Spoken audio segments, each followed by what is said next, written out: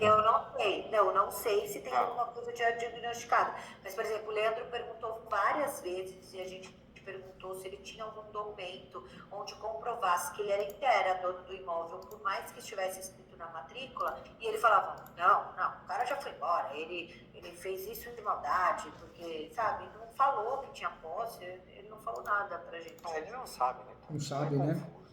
Agora, gente... Então, por isso eu tô falando, é importante... Mas ele também quis esconder algumas coisas. Eu acho que ele não quer Pode falar. ser, Entendi, ele sabe pode quem é. Fica subentendido, né? Fica subentendido. É. Agora, gente, se vocês estão pagando um valor abaixo de mercado, né? Porque isso eu sempre falo isso, porque para pagar o valor de mercado, a gente compra um imóvel totalmente regular, para não gastar, né? Mas se vocês estão pagando um valor que acham interessante, a transação está dentro de um risco cometido, ou seja, está bem... o tipo de transação que vocês vão fazer dificilmente vai dar errado, sabe, gente? Fazendo uma cessão bem feita, cessão de direitos possessórios e afins, com cláusulas de soma de posse, e aí sim, né, fazendo um escapeão bem feito, com averbação por metório, usando a súmula 237, dificilmente vai dar errado. Fatalidades acontecem, né? Pode aparecer alguém contestando, isso acontece, já aconteceu várias vezes aqui no escritório, processos no Brasil todo, apareceu até filho que não era filho, e já tem muito exemplo para contar, muita história para contar. Mas mesmo se acontecer, a gente não tem que ficar preocupado, porque a ação está bem desenhada, a estratégia também. Então, a pessoa que talvez queira jogar um balde de água fria, ela vai ter dificuldade, né, de fazer isso, não vai conseguir, né? Tá. E se é uma oportunidade boa para vocês, porque vocês utilizam, já reformaram, investiram, criaram benfeitorias, o ideal é fazer a sessão bem feita e de forma imediata fazer o escapeão. Quero o bem de vocês, uma coisa tem que ser feita. Comprou? Deu certo? Faz o escapeão quanto antes. O problema é, gente, que muita gente acaba fazendo compra e venda. Poxa, compra e venda está errado, artigo 108 do Código Civil. Você já errou de cara o contrato. E aí essa pessoa a pessoa que compra uma posse, um imóvel irregular, fica pensando muito em fazer o escapeão. E aí nós temos um outro problema sério. Porque quando você pensa muito para fazer o escapeão, se alguém questionar antes do seu escapeão, você perdeu o escapeão com matéria de defesa, entendeu? Sim. Então, o segredo é você entrar com uma compra da posse e já fazer uso do capião. Exatamente isso. Eu faço, né, também sou investidor de posse, mas atendo muita gente no Brasil todo. Qual que é o grande segredo? Comprou imóvel regular? Dá para fazer a soma da posse? Ou já tem posse para isso? No caso, vocês têm até posse para isso, tirando a caracterização do contrato de locação que dá para consertar. É fazer os campeão, gente, o quanto antes, porque se algo acontecer, alguma coisa acontecer, alguém aparecer, vocês conseguem se defender muito bem com os campeão que já está em andamento. Você se defende conforme a súmula 237 do Supremo, entendeu? Sim. Fica nada em Mas aberto. o contrato de locação seria problema, né? Porque se eu vou estar comprando a posse dele. Então, por mais que eu não ficava, eu não vou ter problema, né? Não vai. Eu não acredito que tenha, não. E se tiver também, a peça está muito bem blindada, o negócio também, né? A gente não pode deixar brechas num negócio desse. Então, você vai e faz o contrato de compromisso, promessa, você erra o título, erra o objeto, entra com o escapeão condicional, ou seja, 36 espécies, você escolhe o contrato errado e a ação do escapeão errado. Aí é onde você vai se prejudicar. Mas um negócio bem desenhado, hoje em dia cabe o escapeão de imóvel público, cabe o escapeão de herdeiro, cabe o escapeão de imóvel até da marinha, domínio útil. Então, no caso de vocês, não tem nada disso, né? Não é um tema polêmico. É uma situação que tem que ser feito, que é uma estratégia cuidadosa, mas se vocês estão craque no assunto aqui.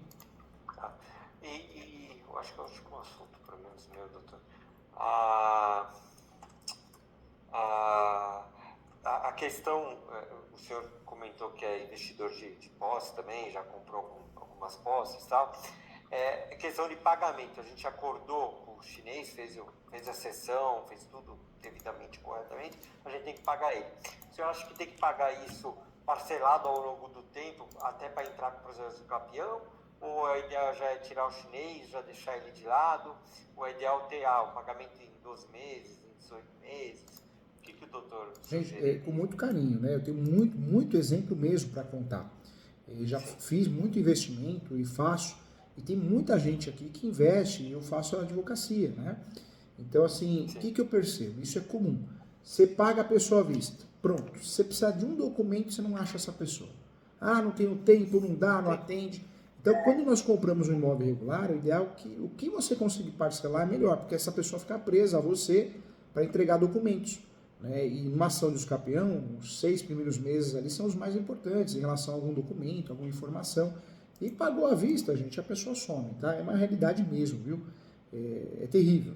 O ser humano brasileiro, né, é bem complicado, né? É cultural, né? Ah, deixa eu sumir, já me pagou mesmo, quero dor de cabeça. Sim. E precisa da comprovação do pagamento na ação, porque a gente tinha até falado com ele de começar a pagar depois que a ação tivesse êxito, por exemplo. E ele aceitou. Assim, aceitou? Então melhor ainda, vocês não vão disponibilizar de um caixa.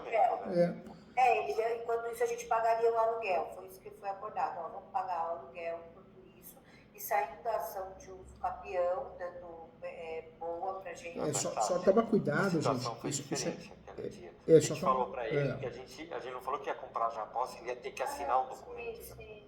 Não, é isso que eu tô perguntando para ele, pro doutor, pra gente saber, entendeu?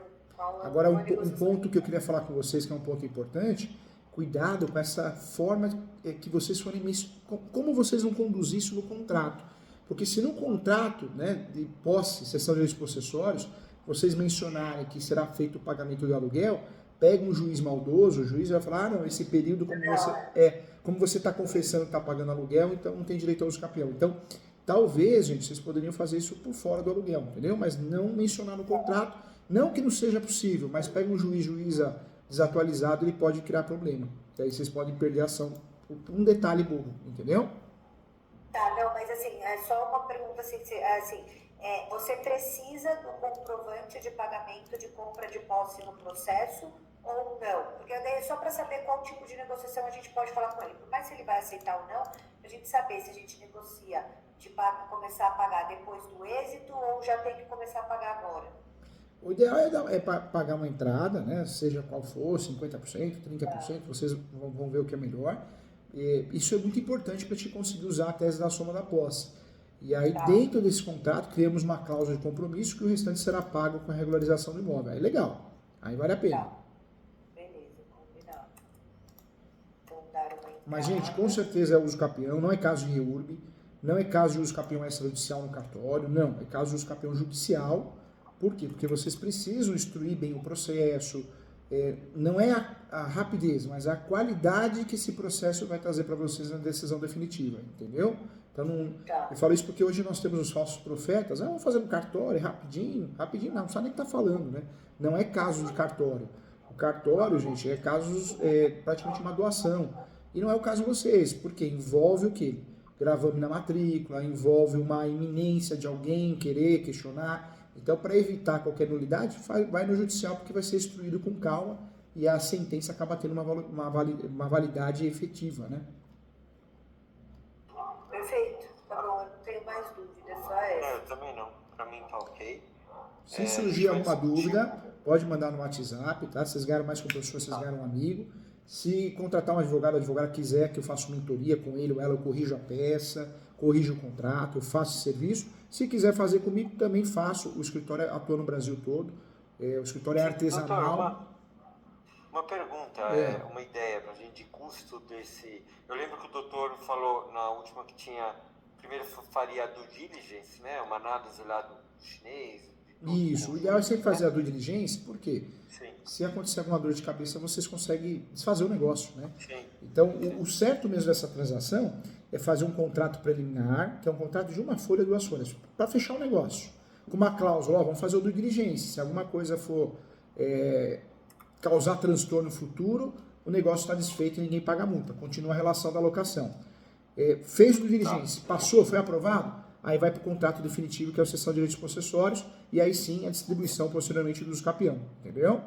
Tá, qual o custo disso, doutor? Só para a gente tomar noção.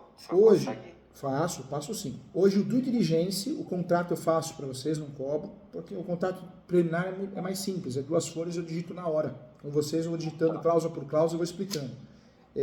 O contrato mais o due diligence, vocês vão gastar 3 salários mínimos para fazer isso. Foi aprovado, o risco é mínimo, aí nós vamos para o contrato definitivo, que é a cessão de direitos possessórios e afins, com todas essas cláusulas importantes. Vai gastar o valor de 5 salários mínimos.